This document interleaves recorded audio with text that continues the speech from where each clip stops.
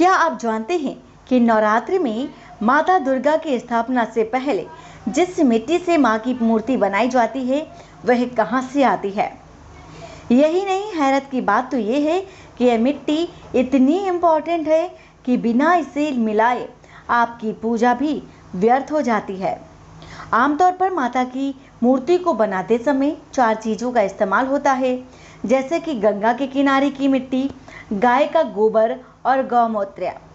लेकिन एक और ऐसी चीज़ भी है जिसे मिलाना बेहद ज़रूरी है, या यूँ कहें कि उसको मिलाए बगैर आपकी पूजा अधूरी है।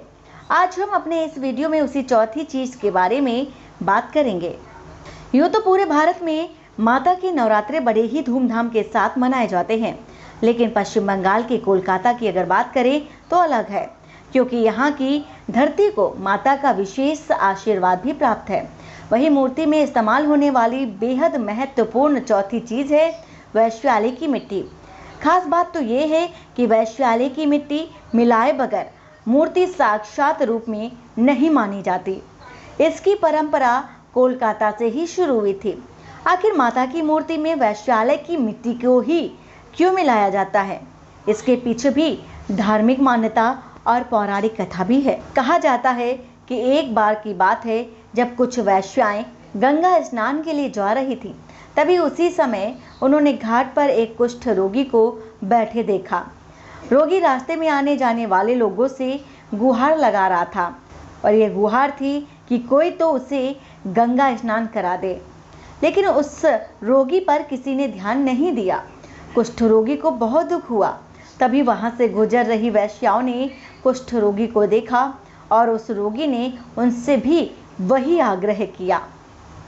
वैश्याएं उसकी हालत देख बहुत दुखी हुई। तब उन वैश्याओं ने कुष्ठ रोगी को गंगा स्नान कराया।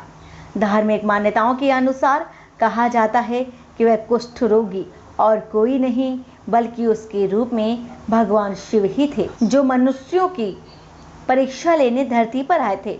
भगवान शिव प्रसन्न हुए और अपने वास्तविक रूप में आ गए। भगवान शिव ने उन वैश्याओं से वरदान मांगने को कहा। भगवान शिव को देखकर वैश्याएं अति प्रसन्न हुई और कहा कि प्रभु, अगर आप देना ही कुछ चाहते हैं तो इतना कर दीजिए कि जब भी माता की मूर्ति का निर्माण हो तो हमारे आंगन की मिट्टी से ही हो, अन्यथा वह मिट्टी अधूरी मानी जाए। मान्यताओं के अनुसार शिवजी ने उन्हें यह वरदान दे दिया और तब से लेकर आज तक यह परंपरा चली आ रही है। इसको लेकर एक और पौराणिक कहानी है।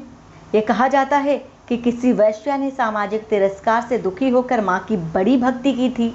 माता ने खुश होकर उसे इस दुख से बाहर निकाला और वरदान दिया कि उनकी मूर्ति में जब तक किसी वैश्या के आंगन की मिट्टी नहीं मिलाई जाएगी, पूजा अधूरी मानी जाएगी।